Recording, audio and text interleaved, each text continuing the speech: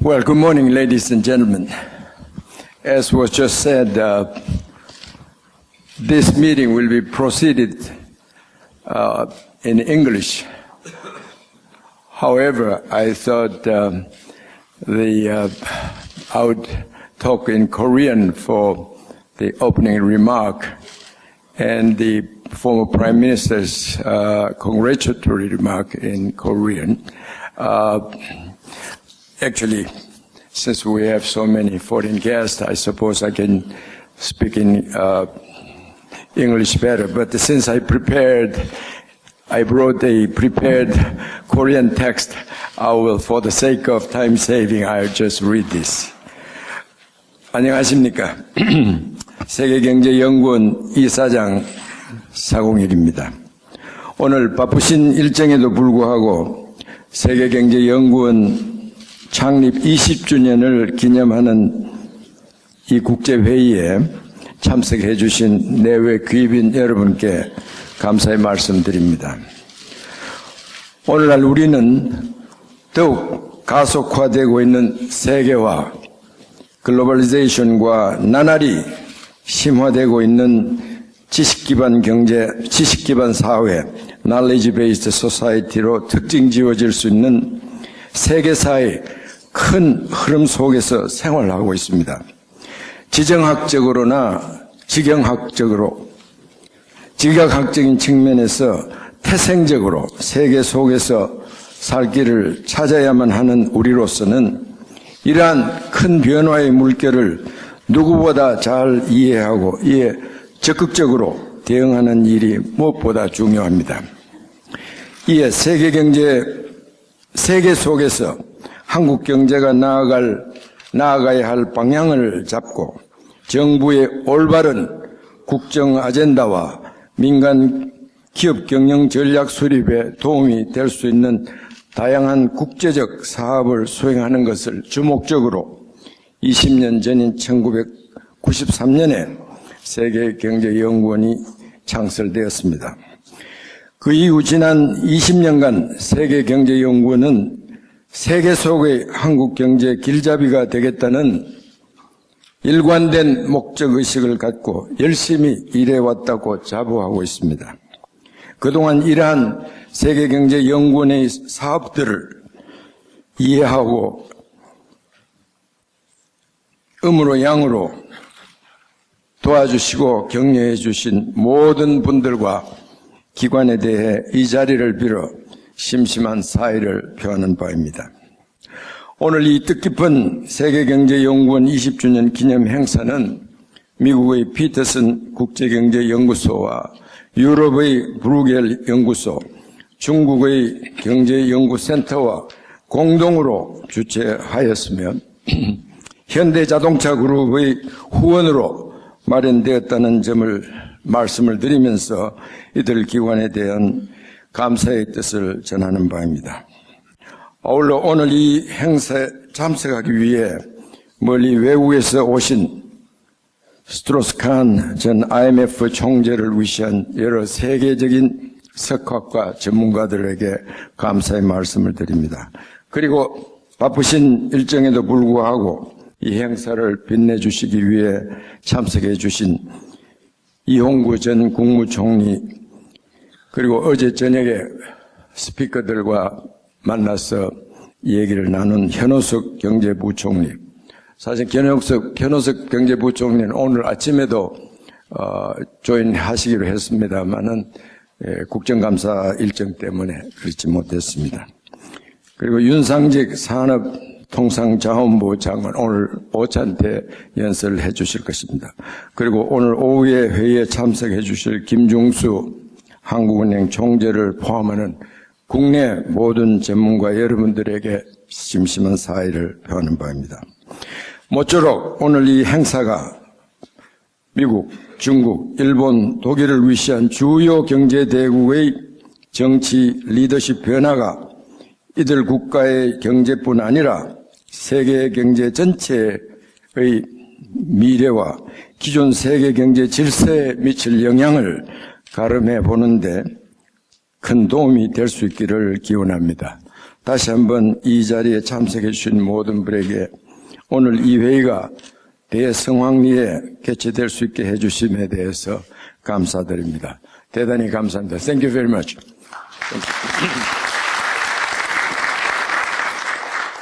세계경제연구원 20주년을 축하합니다. 저 외국에서 오신 분들이 많기 때문에 제가 영어로 간단히 축하의 말씀을 드리겠습니다. First of all, I join everyone to congratulate 20th anniversary of this great institute. Now, Institute of Global Economics, I put special emphasis on global. To explain this, let me just recite a short history of what had happened in the last 70 years.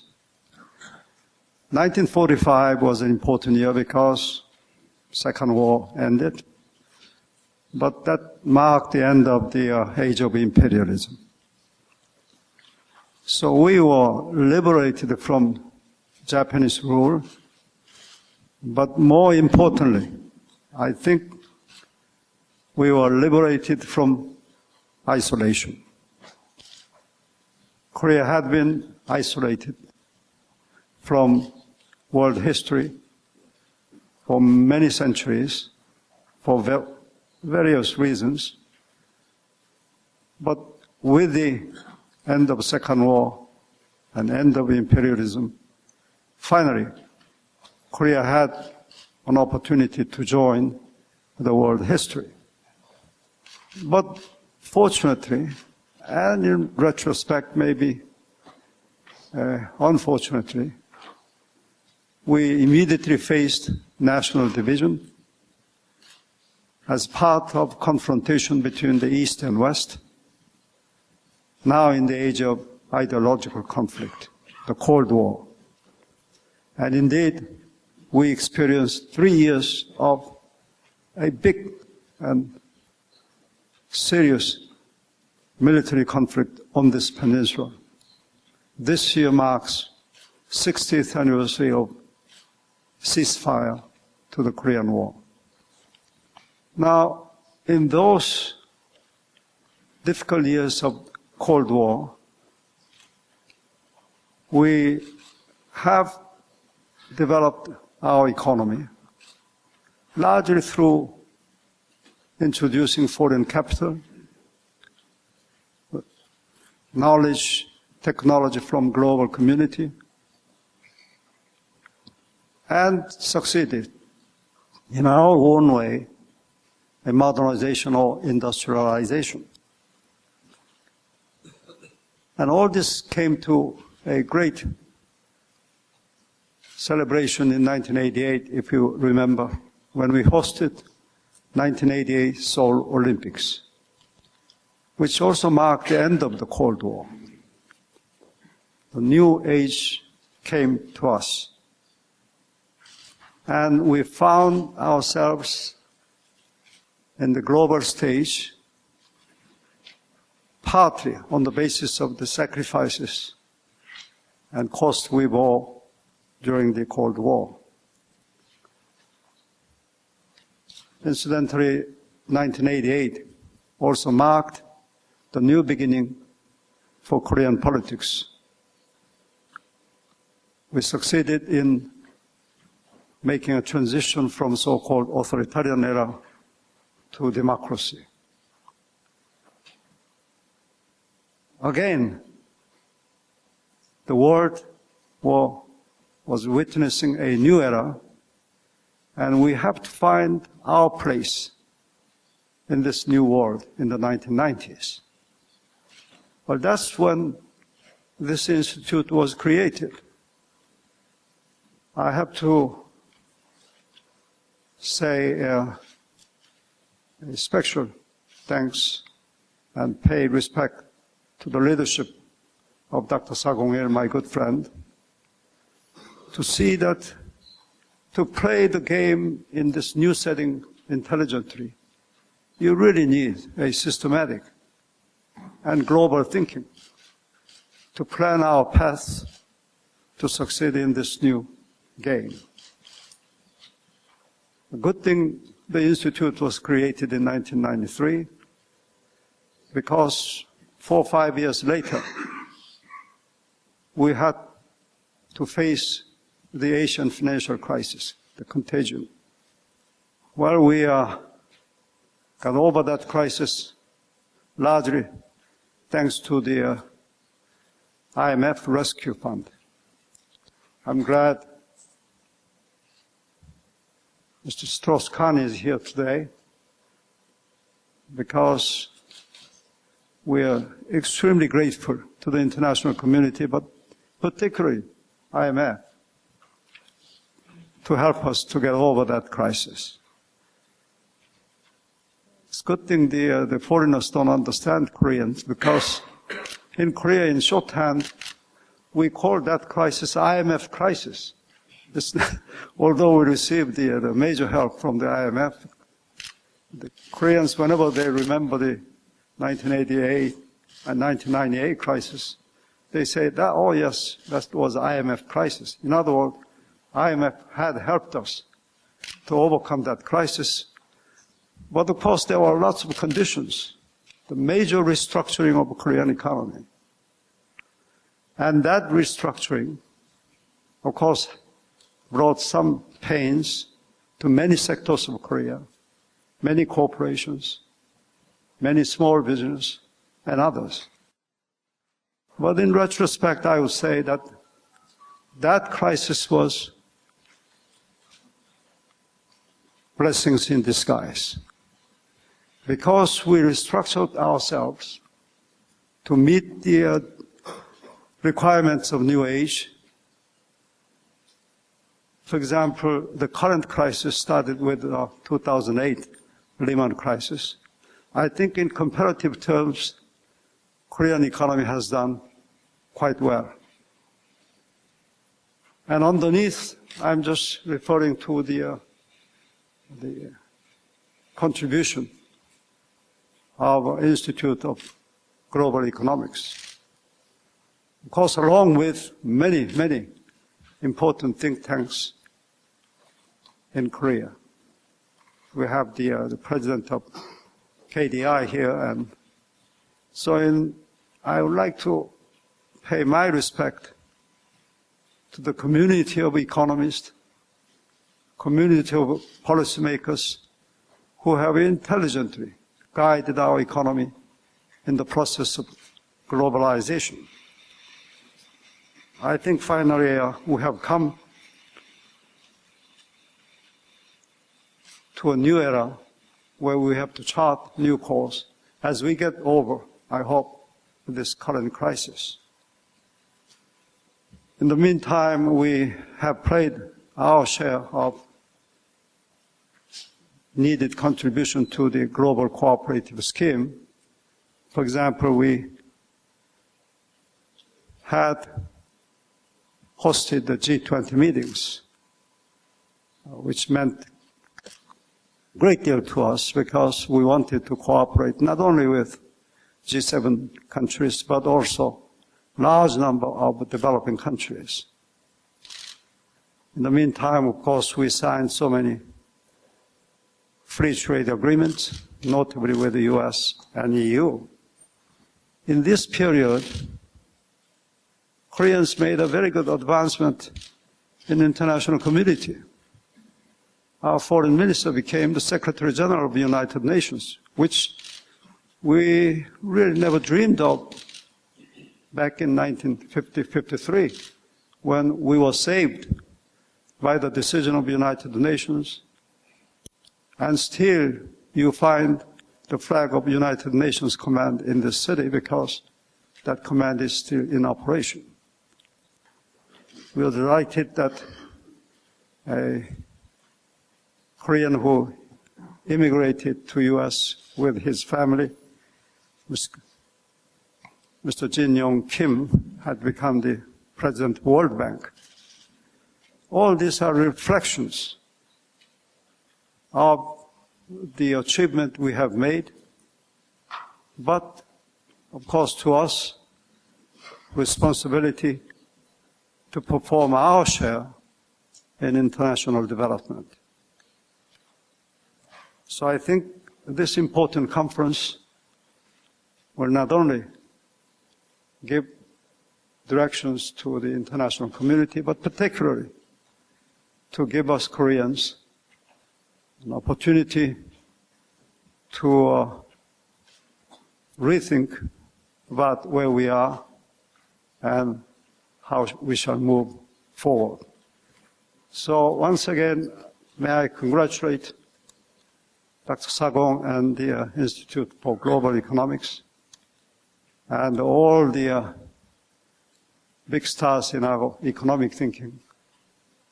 And once again, my thanks to the important colleagues from the abroad. Again, we have Mr. Strauss-Kahn, who symbolizes, in a way, IMF, and wish you a good conference. Thank you very much.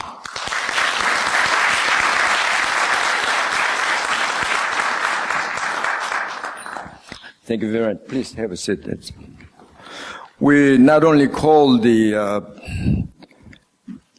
late 1990s crisis, IMF crisis. You know, we used to have IMF menu and IMF even discount. You just, we had all kind of new terminologies we invented along with the crisis. Well, thank you very much, former Prime Minister Dr. Hong Lee, for very thoughtful and illuminating remark you made. Well, it is time for special address by former IMF, the Managing Director, Strauss-Kahn. Since you know, most of you know very well about him, so I don't think I need a long introduction for him. But I do want to highlight his outstanding career in politics, administration, and academia. As you know, Dr. Strauss-Kahn served the IMF as the managing director for year 2007 to 2011. Of course, during this period, I had the privilege of working with him in the course of preparing G20 summits, not only in Seoul, but all 5 summits. Before he took up the IMF's managing directorship, he taught economics in major universities in France from 2000 to 2007. Previously, he was elected as the member of the French National Assembly in 1986, and he chaired the Finance Committee of the House from 1988 to 1991. He also served as Minister of Industry and International Trade in two different French administrations from 1991 to 1993. In 1995, he was elected mayor of the city of Sarcelles. Then he served as Minister of Economy, Finance, and Industry of French government from June 1997 to November 1999. So you see that his career spans from academia to politics and administration, and finally in the International Multilateral Institution. By the way, currently he runs his own consulting firm. I'm very sure that with this very wide-ranging experiences and his outstanding career, he would enlighten us today, the current state of global economy and the future of the global economy and in particular the global order. Well, with no further ado, I would like to invite Ms. Dr. Strauss-Kahn. Please join me in welcoming her.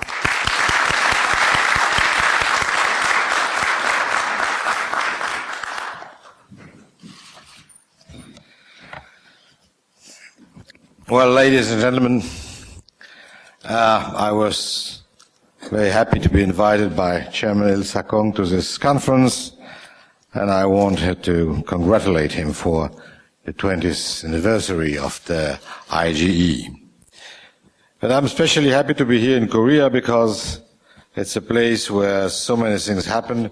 You were just reminding us the crisis of '98, but also the G20, and I'm convinced that in the coming years, a lot of important things for the global economy will take place again in this country. For the time being, let's have a quick look to the global economy. And I like to do it like, well-known TV series with season 1 and season 2. The season 1 being more rosy and the season 2 a bit different. The season 1 is that when you look at the US economy in the aftermath of the budget crisis, things that seems to many that the things are going back to normalcy. Growth is not that good, but higher than in most other advanced economies. And the Fed was recently considering tapering, even if it has probably been postponed for a couple of months. Well, we're going to know a little more today what the Fed wants to do, but probably the delay will be a delay of a couple of months. When you look at China, the rate of growth is not as big as it has been in the past, but it's still much higher than in other economies. And you turn your eyes to the sick man of the global economy, namely the European Union. The good news are that finally has been no collapse. Many were announcing that the European economy will collapse, the Eurozone will split over. None of this happens, and the leaders in Europe are now trying to convey the idea that the worst is behind us. So taken around, that's not that bad. When you look at global figures, the last IMF forecasts are 2.9% for 2013, 3.5% for 2014, less than it has been 5 years ago, but not ridiculous. Of course, it's about 0.2% below what was expected 6 months ago, so the mood is not totally optimistic, but still, those figures are not that bad. Now, if you turn to season 2 and try to see the dark scenario, which I must confess I do believe in. First, in the US, the incoming economic data are not good, especially on the labor market, who's going to be sluggish for a while. And those figures do not support any kind of optimistic mood. The agreement in the Congress leads to another crisis in January, another shutdown or another debt ceiling crisis, and nobody knows exactly what will be the outcome. The only lesson that we can draw from this is that US policy decisions, monetary and fiscal, are still systemically significant and cannot be offset by other countries. When you look at China, we all know the major problems China is going to face in the coming decade. Inequalities, population flow from the countryside to cities, pollution, inflation, the bad state of the financial sector, all this is well known. I'm more concerned by something a bit different, which is the fact that the centrifuge forces are gaining steam. And I won't be surprised that in the coming 10 years, the main problem for the China's leadership will be to maintain the central power on the whole territory. The fact that some part of China, especially in the south, are now openly challenging the decision from Beijing is probably something which will have economic consequences of great magnitude in the coming years. Japan, everybody knows now that the Abenomics, so-called Abenomics, are less and less effective. And when you look to emerging countries as a whole, they have been caught off guard with the Tupper talk, but now they understand that they need to prepare to something which is going to happen one day or another. But preparing is one thing, being able to avoid the consequences is another thing. And I won't be surprised if the crisis reappears in weaker, small, emerging countries like Ukraine, for instance. Now, if we focus on the European Union, there has been a kind of relief since summer or even last spring. Why? Because many had advocates the fact, or even predicted the fact, forecasted the fact that the Eurozone will crash down. Many others, including me, were arguing that it's not going to happen, that there could be many economic reasons for this, but that the politics will be stronger, and that no European leader will accept to be the one remaining in history book as the one who accepted the split of the euro. So my view was it's not going to happen. But the general mood or common knowledge was it's going to crash down. It didn't happen. So there's a kind of relief. Oh, finally, the worst didn't happen. But the worst was not probable. So it's a wrong relief. It's just a fake. People were afraid by something wrong, and now they're relieved by the fact that what they expected didn't happen. But the reality didn't change. The reality is there's no reason for this relief. And the fact that since the beginning of the crisis, namely the beginning of the Greek crisis, the European, and especially the Eurozone, countries were unable to take their losses, to accept the fact that they messed up and that they need to take a loss. On the contrary, the fact that they decided to push the snowball forward and try to avoid problems makes that this snowball is now much bigger than it was at the beginning. The fact that they refused to recognize that the crisis was a Eurozone crisis and not only the Greek crisis, small thing, makes it bigger and bigger. And the result of this is that there's no reason why growth will really pick up in the Eurozone and in the rest of the European Union for, in my view, for years. I remember a meeting 6 months ago with a group of American CEOs, and I was advocating as a European, saying, you know, things are going to improve, you shouldn't be so pessimistic, confidence is going to come back, and all this kind of blah blah. And one of the CEOs told me, you know, Greece GDP is 2% of the Eurozone GDP. How could I trust a CEO who's just unable to fix a problem of 2% of its turnover? And that's exactly the confidence crisis in Europe, that nobody believes anymore that the leaders are able to fix a problem, even a small problem like the Greek problem, and even more with the Cyprus crisis, which the disaster of the Cyprus crisis was so small in amount and so badly managed. So I don't see solution in the short term for the European situation. Of course, unemployment is stabilizing, but at the level which is very high, and unemployment is stabilizing because of moves between retired people, inactive people, and unemployed people, but the number of jobs, which is the real figure, which is important, does not increase and will not increase, with rate of growth in the coming years being between 0.5% to 1.5%. Probably because there's a big mistake in the strategy. The focus is on austerity, and the political fight is more or less austerity. But in my view, that's not the main problem.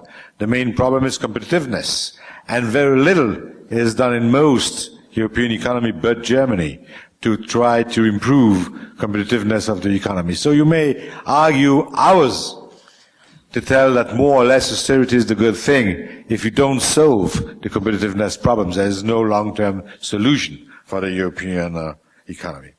That's why, in my view, nobody can really believe in the rosy tale. And as you have noticed, my view is rather pessimistic for the coming years. Add to this the total mess in Arabic countries that the very few Westerners can understand, then you have the perfect storm, which may happen anytime soon. It's not certain. The biggest risk is that nothing will happen. I'm not arguing that at some point in time, in 3 months, 6 months, or 1 year, some big event or big collapse will happen. I'm afraid not. It's not going to happen. Nothing is going to happen. It's going to be quiet, but quiet with low growth and with all the social and political problems that go with low growth. Why are we there? Why all this? My answer is, of course, a bit of a caricature because we have a little time, but my answer will be in 2 words. Lack of leadership and lack of cooperation. Lack of leadership because it's obvious that in these days there is no strong economic leaders. For understandable reason and domestic problem, neither the US nor Japan are in a position to be real economic leader in terms of proposal and strategy. As I told you, the Europeans have this wrong belief and are only focused on their own problem. The only strong personality in Europe that could do something, has a strong political support, is Frau Merkel. But my view is that the Germans don't want to take the leadership. They don't want to do it for historical reasons that everybody can understand. They're afraid the other one won't like it, so they don't want to try.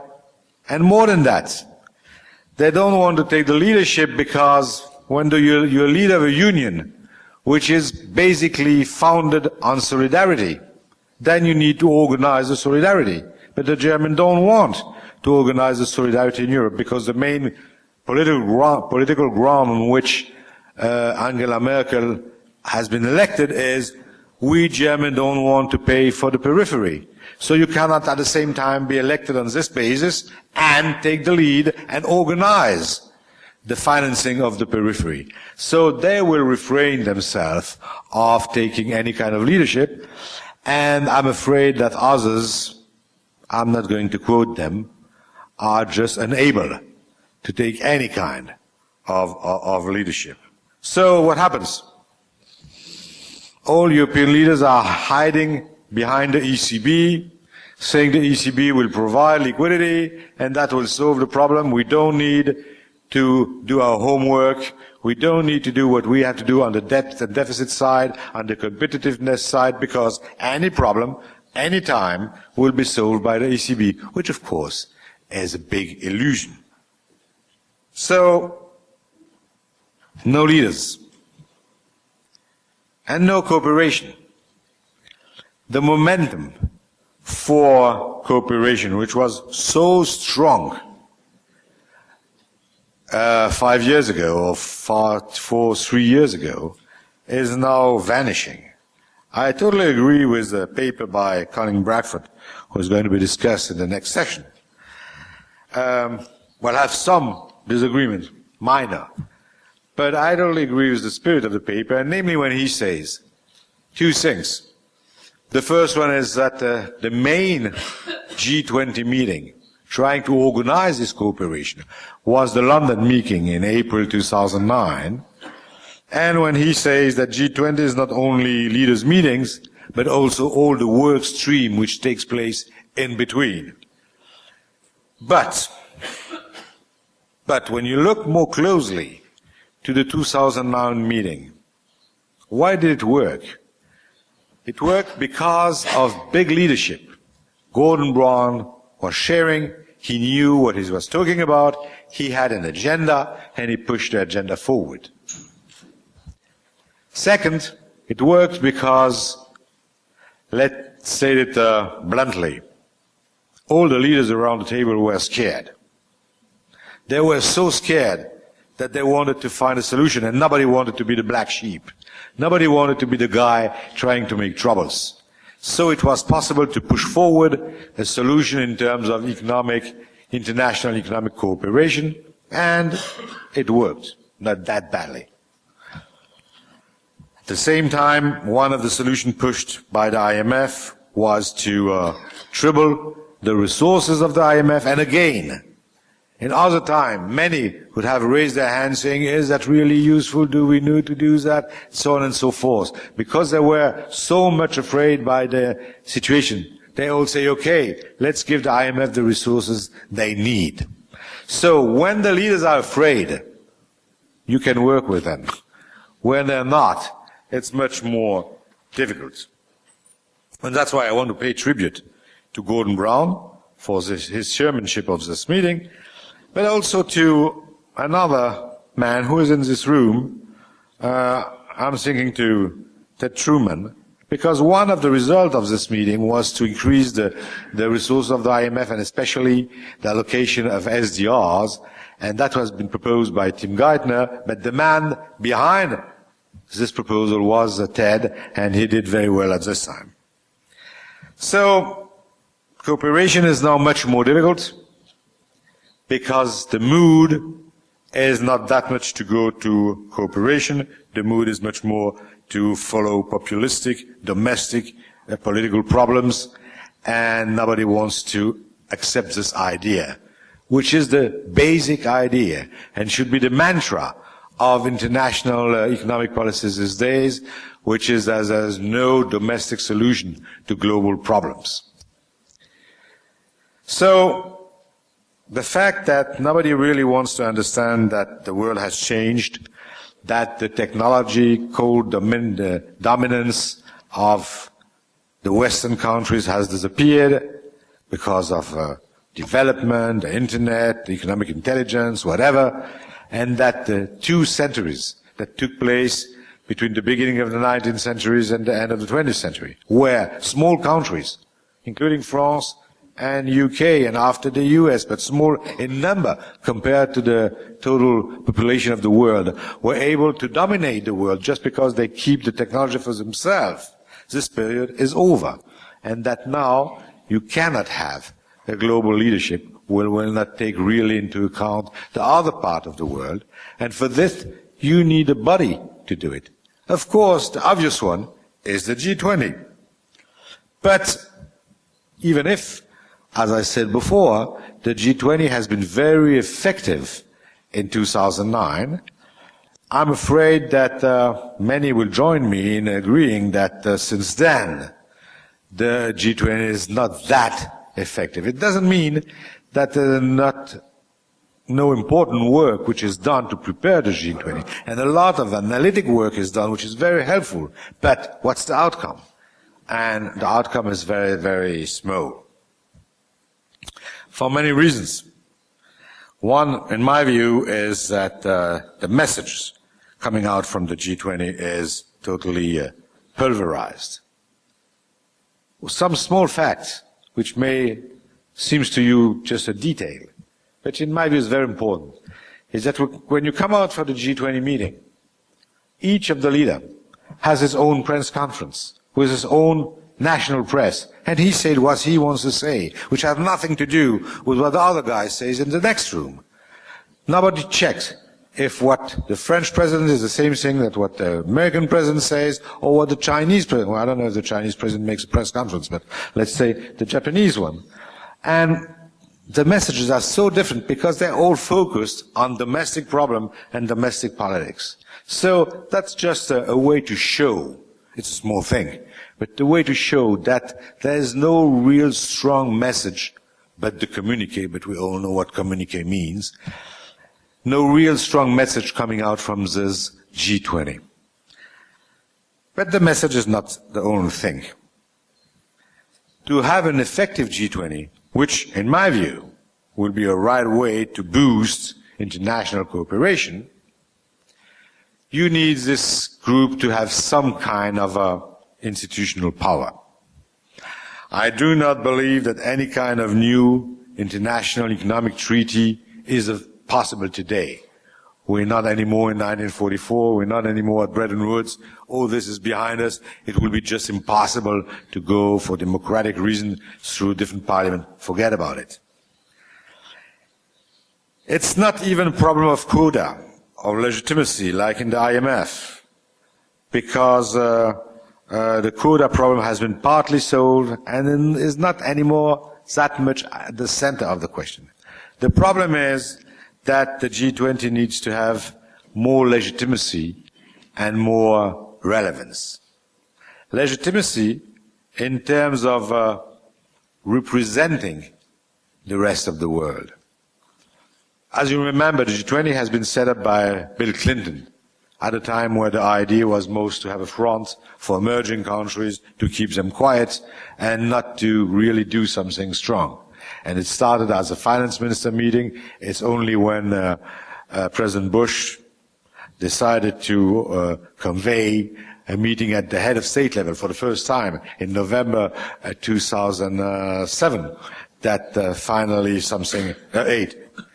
November 2008, that the G20 really began to have some steam. Still the legitimacy question is there. Why some countries are in, some others are not, they should be in. And my advice would be to morph the G20 to the IMF board. The IMF board has been criticized for a legitimacy question on the quota basis, saying, well, it's not normal that such a small country has a big quota, some other countries have small quota. That can be solved. But never the legitimacy of the IMF board has been questioned on the basis of representing constituency and the fact that one country is likely to represent a group of other countries. That's always been totally accepted.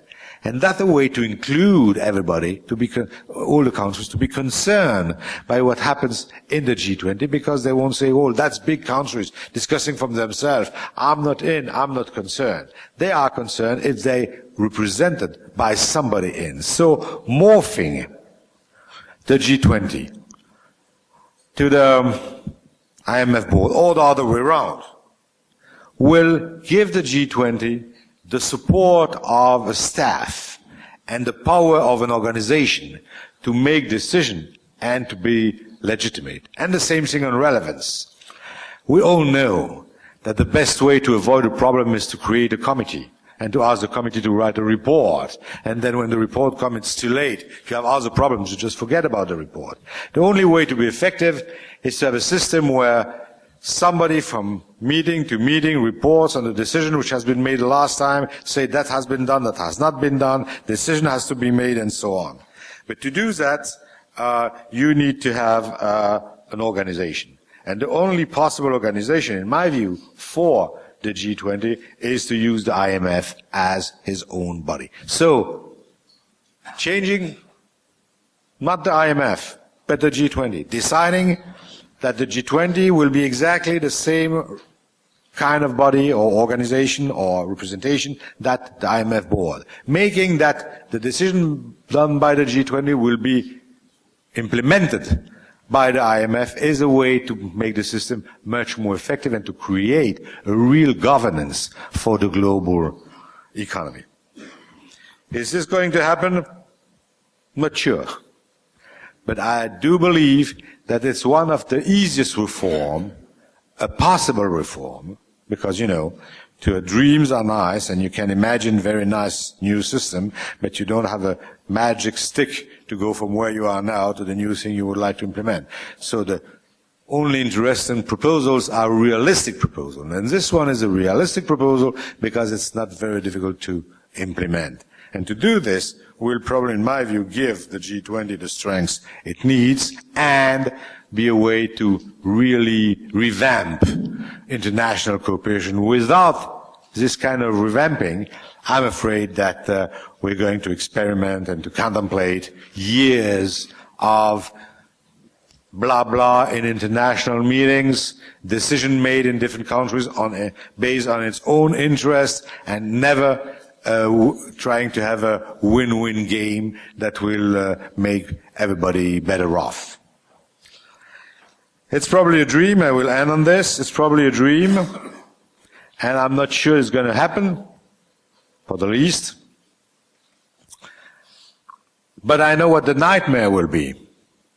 The nightmare is slow growth in most countries, at different level, because depending upon the country, the level of slow growth is not the same, and in any case, in all cases, it's slow growth. 5% is slow growth for China, 1% is slow growth for France. Slow growth, which after a while leads to social unrest, demonstration in the streets, and after another period of time leads to threat to democracy. And I think that we all have to remember that the founding fathers of the Hi-Fis in Bretton Woods has this idea that we need such an organization for peace, because the main concern at this time was peace. And the reason why the World Bank and IMF are in some respect linked to the UN is because all the overarching idea at this time was peace. Today, we're still at some point in time which is not as dramatic as 1944, but is of the same kind.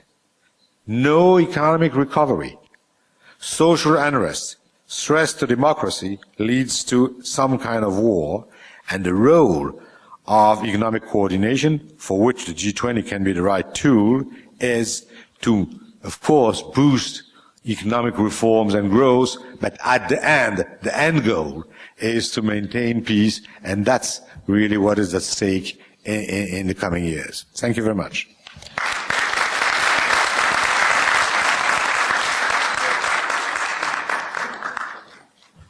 Well, thank you very much for very insightful and thought-provoking remarks.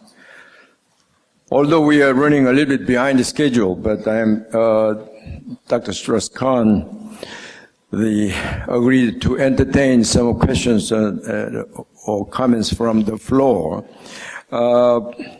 In fact, I already have the questions submitted by the media. So let me just read them, and then maybe I will just invite 2 questions or comments from the floor. And we are running a little bit behind the schedule, so we have to shorten the time as much as we can. Before doing that, I can't agree with the Strauss-Kahn in emphasizing the importance of the leadership and cooperation. I think those are 2 key words for solving most global and domestic solutions for most countries. This lack of leadership and the lack of the spirit of cooperation. And in that regard, I suppose G20 can play the role, and the next session will be mostly on the global order and how we can make G20 or other international forums for international cooperation more effective. Well, that's my just this thought on the Strauss-Kahn's presentation. Now, first question submitted by the Yonhap News is the leading media group in Korea. It's regarding U.S. tapering of quantitative easing, and the question is, would it come soon enough? I mean, apparently it's coming, but what kind of impacts it would have, particularly on emerging economies and, of course, Korea in particular. Second, the question was submitted by 중앙일보, and the question is regarding your view on the Asian economy, of course, including Korea, and you did mention China, but Asian economy. And what are the most critical downward risk factors for these economies? And third question is from Le Figaro. You must be familiar with. Are you concerned that further tax increase in France could hamper the chance of economic recovery? And second question is again related to your point, which is cooperation. And the question is, are you concerned by the lack of macroeconomic coordination between France and Germany? And before they ask Dr. Strauss-Kahn answered, okay, let me collect two more questions. Dr. Kim, please make your question as short as possible, please. Dr. Strauss-Kahn, thank you very much for your very illuminating talk. My question centers around global discontent. Everybody's talking about the economic growth slowing down and worried about it. But are we taking full considerations of total global look? Because if you look at the developed world, it is certainly true that growth rate has slowed down, employment is not growing, but at the same time, the wealth and development is spreading throughout the world, counting Asia and Africa. Now, in terms of dollars, obviously, as you know better than anybody else, the low developed countries' economic value is not fully reflected in the dollars and the cents. But if you look at the more, I guess, abstract terms of the welfare being spread throughout the world, are we really in a very pessimistic mode, or is the world really spreading more globally? Thank you. Okay. Yes, Dr. Joe, please. Okay. Dr. Strauss-Kahn, thank you very much for your very insightful speech. I could not agree with you more when you talked about the effectiveness and the relevance of G20. And I also share with your view that we need some kind of an institutional arrangement or support in order to make G20 more effective and relevant. And then you suggested IMF could be a... Yeah. Yes. Yeah. Then you suggested that IMF could be a good candidate for such a role. Does that mean that the G20's role should be mainly limited to the macroeconomic policy coordination? Because IMF, of course, it has a great expertise on the macroeconomic coordination and issues, but perhaps not in other areas like environment issues, labor issues. And even in the last G20, we have seen that they talked about Syrian problems. So I would like to have your view on that. Thank you. Okay. The last question. Dr. An, please. Okay. That's enough the questions from the floor. Given the multipolar economic system and military confrontation between China and the United States, my question is that how do you see the economic relationship between United States and China will evolve in the coming decade? Thank you. Okay. I think that's enough for you. Yes. Well, thank you. That's a good set of questions. How many time do I have? How much time do I have? for each question.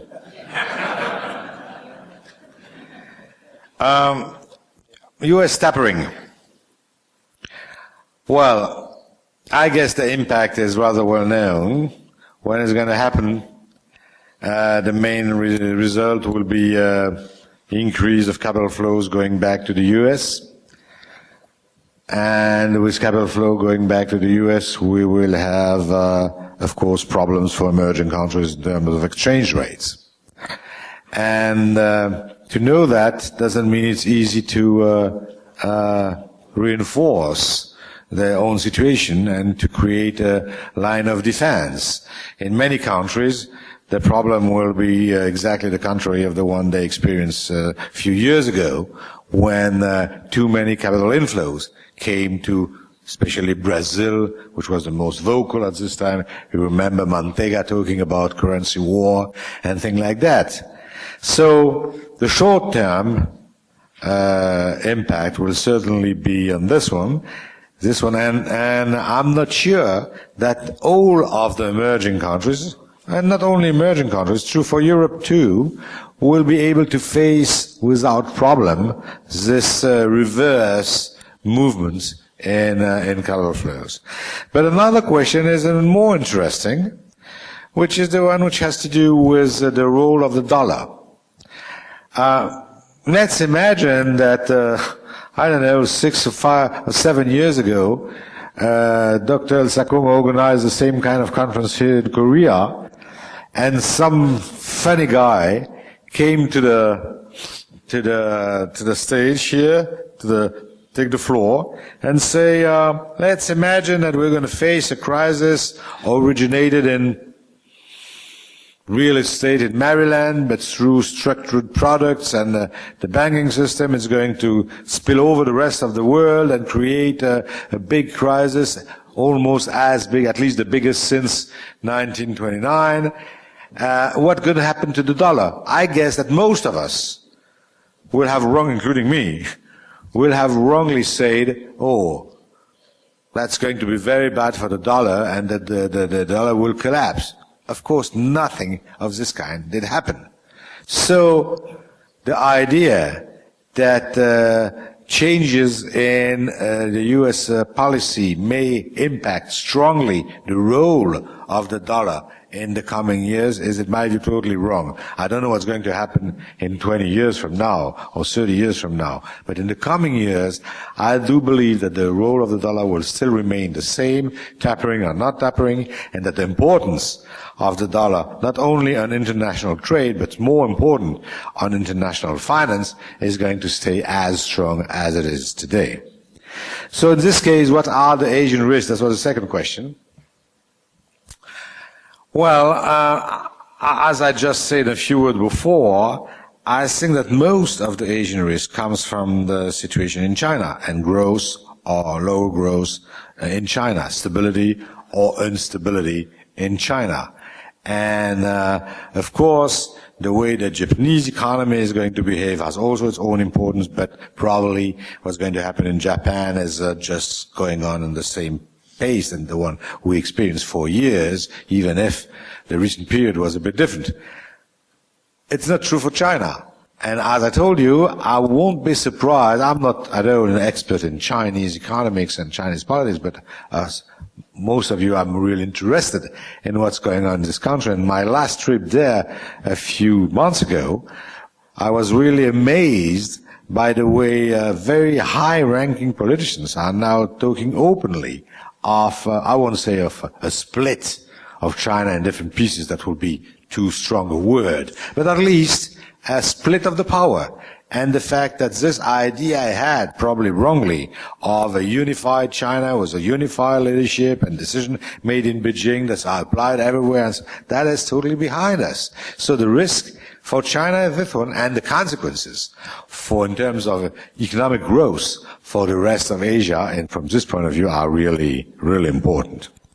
My fellow citizen from the Figaro French newspaper asked me something about tax increase in France. You know, the rule that I apply strictly is not to talk about France when I'm abroad. And I had another rule, which is not to talk about France when I am in France. So I'm afraid I'm not really going to answer your question.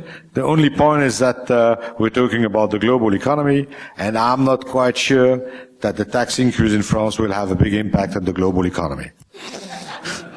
Now, my concern about the economic cooperation between France and Germany, that's an important thing.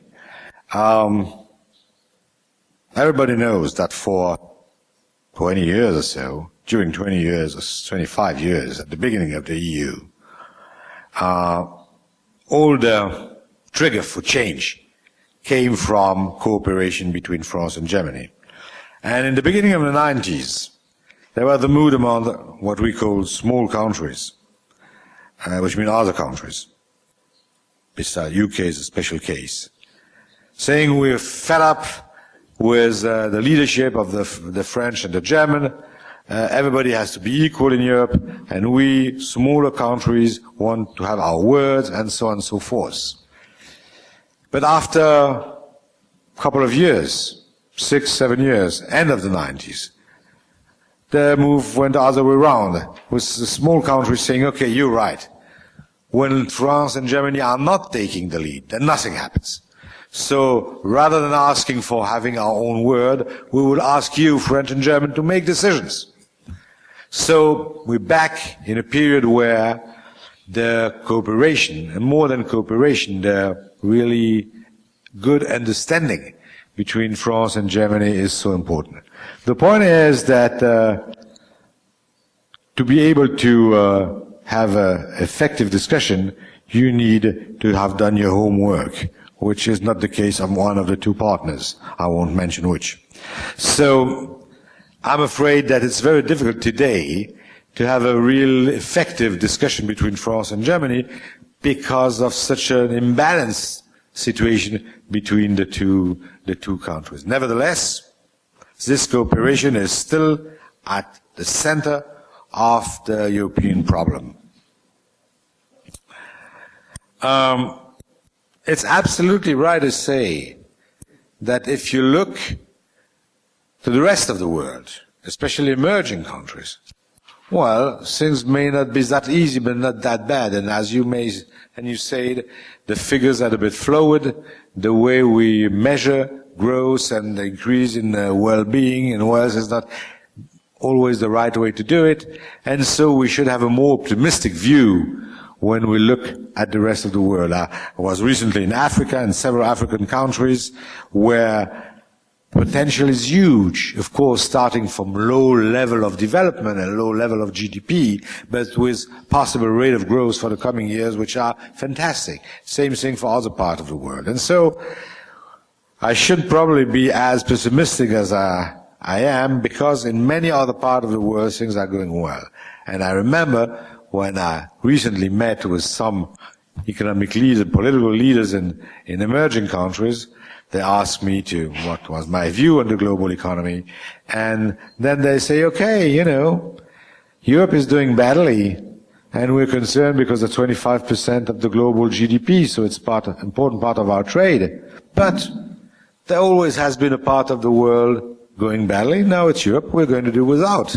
And we're going to go forward without them. So you're right in saying that the rest of the world can go forward, and so that's possible more optimistic view. Should the IMF be limited to its macroeconomic expertise? No, certainly not. And it's concerned about financial stability. It's concerned, of course, about what has been one of its core mission, which is currency, is still there. And I think that in terms of currency, the way the IMF is likely to manage in the coming years the growing importance of the renminbi in the global system, and why not in the SDR basket, is something which is very important for the coming years. So macroeconomic expertise is one thing, but on the financial side there are many things to do. But I won't say, to put a limit, that it's the role of the IMF, even if I see the IMF as a kind of a, I won't say a secretariat, the word has been the word has been denied, but as a tool for the G20. I won't see the IMF working in other field in which it has no expertise, environment, or a thing like this.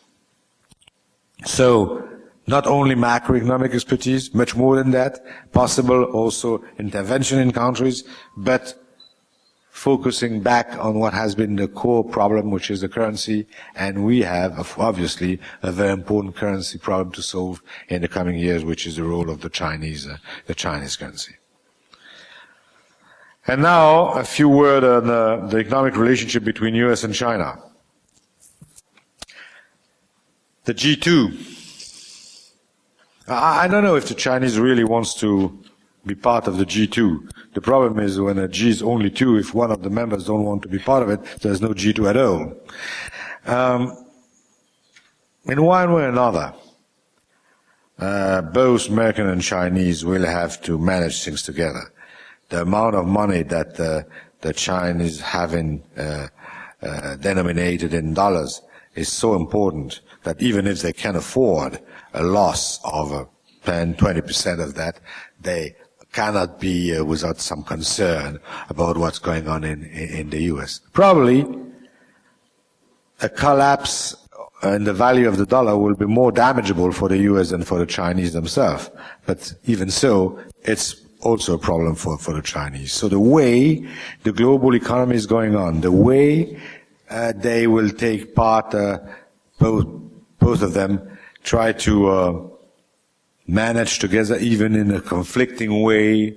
The global economy is certainly one of the key of an effective G20. Keeping in mind, that will be my last word, that for the Chinese, the role in the international economic system is an important thing. I think that the big change during the last 2-3 years is that they realize that they have a role to play, that they cannot be free riders, that they need to take part in the global stabilization. But even so, most Chinese leaders have in mind that they have to fix their own problem. I remember a talk I had with Wang Qishan 2 years ago. He was still at this time in charge as vice premier in charge of the economy. And he understands everything. Such a very clever guy. And he understands that the role of China is important, that they have things to do, that they cannot say we're not interested in what's going on outside, that they create a problem with their trade policy and the valuation of the renminbi. He understands everything. But at the end of the day, he says, I have 1,300 million people to feed every day, and that's my main problem. The rest is very important, and I don't say I'm not concerned about it, but my main problem is my own people, and nobody can deny that he was right in saying that. So, cooperation between the US and China is, I guess, for the Chinese very important, but less important than what's going on in the Chinese economy itself. Thank you. Okay, thank you very much. Thank you very much. Thank you very much. Now, it's a very rare opportunity to have Dr. Strauss-Kahn, so I'm sure there are many, many questions and comments, but we just ran out of time. We are still far behind the schedule, so I'll remember maybe next the session. And we began a little bit, started a little bit late, but we'll skip maybe coffee break later, and maybe we'll have lunchtime a little bit later. But in any case, we have to end at this point. Please join me again in thanking Strauss-Kahn.